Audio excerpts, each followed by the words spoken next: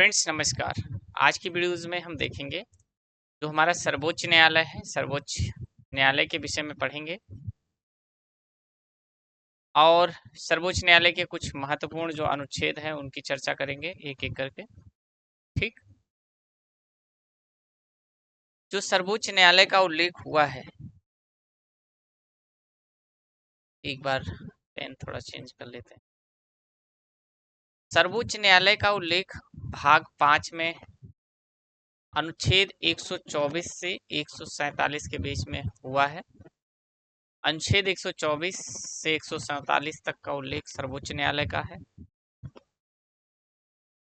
सर्वोच्च न्यायालय में कुल वर्तमान समय में न्यायाधीशों की बात अगर करें तो वर्तमान समय में कुल 34 न्यायाधीश हैं, जिसमें से एक मुख्य न्यायाधीश और 33 अन्य न्यायाधीश हैं। ये प्रश्न बना हुआ है। संसद कानून बनाकर न्यायाधीशों की संख्या को कम और ज्यादा कर सकती है, याद रखिएगा। ठीक, अब बात करें, सर्वोच्च न्यायालय तो है, लेकिन भारत सरकार अधिनियम 1935 के तहत जो है सर्वोच्च न्यायालय का गठन किया गया था।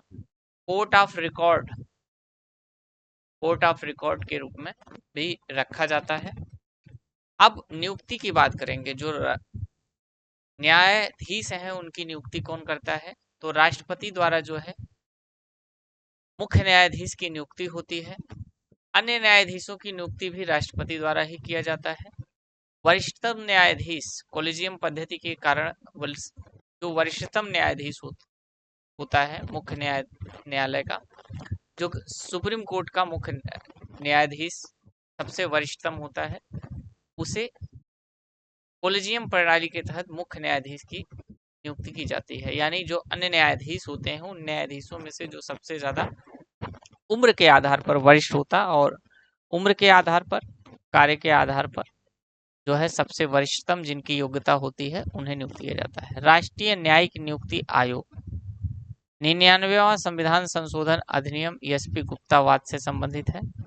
ठीक, कोलिजियम पद्धति की बात अगर करें तो ये असंवैधानिक माना गया था। Supreme court advocate on records association and another बनाम यूनियन ऑफ इंडिया 2015 में जो है इसे असंवैधानिक मानता है।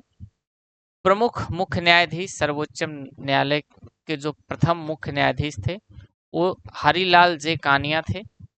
प्रथम महिला जो मुख्य हमारी न्यायाधीश थी वो फातिमा बीबी थी। इंदु मल्होत्रा अधिवक्ता से सीधे जो है सर्वोच्च न्यायालय के न्यायाधीश बनने वाले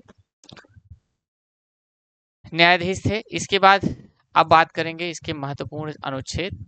तो अनुच्छेद 124 में कहा गया है कि सर्वोच्च न्यायालय का एक गठन किया जाएगा। सर्वोच्च न्यायालय के गठन से संबंधित जो उल्लेख है अनुच्छेद 24 में है। 125 में इसके वेतन की बात की जा रही है। क्षेत्राधिकार पूछा जाता है तो 131 में इसके क्षेत्राधिकार से संबंधित। वहीं अपीलीय क्षेत्राधिकार जो है 132 133 में जो है इसका उल्लेख देखने को मिलता है। ठीक, रिट जारी करने की शक्ति पूछा जाता है। रिट शक्तियां प्रदान करता है अनुच्छेद 139 जो है रिट। 141 में कहा गया है सुप्रीम कोर्ट के सभी निर्णय न्यायालय पर बाध्य होंगे। ठीक, सुप्रीम कोर्ट के जितने भी निर्णय हैं वो न्यायालय द्वारा बाध्यकारी हैं। 143 में मतलब अनुच्छेद 143 वेरी इंपॉर्टेंट अनुच्छेद है, राष्ट्रपति की परामर्श शक्ति। यानी अनुच्छेद 143 के तहत राष्ट्रपति को जब भी लगता है कि परामर्श लेने की कोई विधिक सहायता लेने की जरूरत होती है तो वो अनुच्छेद 143 के तहत जो है सुप्रीम कोर्ट से परामर्श ले सकता है। इसके बाद बात करेंगे हम जो हमारे सुप्रीम कोर्ट के न्यायाधीश हैं उनकी योग्यता। तो भारत का नागरिक 5 वर्ष तक उच्च न्यायालय का न्यायाधीश या 10 वर्ष तक जो है अधिवक्ता के पद पर किसी हाई कोर्ट में जो है प्रैक्टिस किया हुआ हो या राष्ट्रपति की राय में विधिवेदता हो तो भी उसे जो है न्यायाधीश बनाया जा सकता है। इस्तीफा की बात करें तो ये अपना इस्तीफा राष्ट्रपति को सौंपता है। कार्यकाल की बात करें तो इसकी एज 65 वर्ष तक इसका कार्यकाल निर्धारित किया गया है।